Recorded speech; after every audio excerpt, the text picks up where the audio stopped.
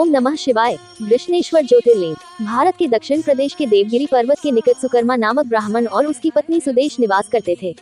दोनों ही भगवान शिव के परम भक्त थे, परंतु इनके कोई संतान न थी। इस कारण ये बहुत दुखी रहते थे, जिस कारण उनकी पत्नी उन्हें दूसरी शादी करने का आग्रह करती थी। अतः पत्नी के जोर देने सुकर्मा ने अपनी पत्नी की बहन घुष्मा के साथ विवाह कर लिया। घुष्मा भी शिव भगवान की अनन्य भक्त थी और भगवान शिव की कृपा से उसे एक पुत्र की प्राप्ति हुई।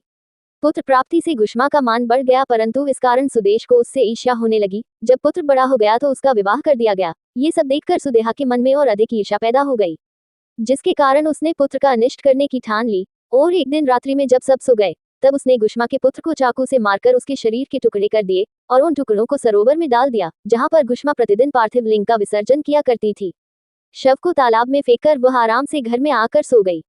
रोज की भांति जब सभी लोग अपने कार्यों में व्यस्त हो गए और नित्य कर्म में लग गए, तब सुदेहा भी आनंदपूर्वक घर के काम काज में जुट गई। परंतु जब बहू नींद से जागी तो बिस्तर को खून में सना पाया तथा मांस के कुछ टुकड़े दिखाई दिए। ये भयानक दृश्य देखकर व्याकुल बहू अपनी सास घुष्मा के पास जाकर रोने लगी और पति के बारे में पूछने लगी और विलाप करने लगी।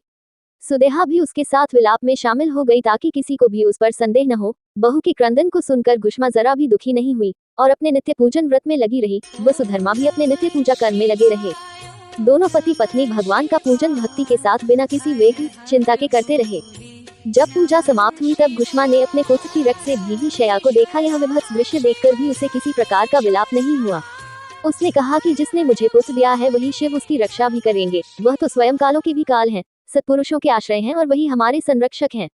अतः चिंता करने से कुछ न होगा। इस प्रकार के विचार कर उसने शिव भगवान को याद किया, धैर्य धारण कर शोक से मुक्त हो गई और प्रतिदिन की तरह शिव मंत्र ओम नमः शिवाय का उच्चारण करती रही तथा पार्थिव लिंगों को लेकर सरोवर के तट पर गई। जब उसने पार्थिव लिंगों को तालाब में प्रवाहित किया तो उसका पुत्र सरोवर के किनारे खड़ा हुआ दिखाई पड़ा।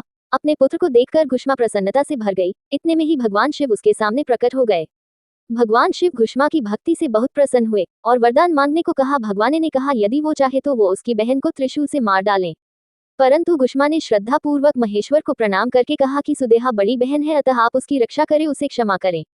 घुष्मा ने निवेदन किया कि मैं दुष्कर्म नहीं कर सकती और बुरा करने वाले की भी भलाई करना ही अच्छा माना जाता है।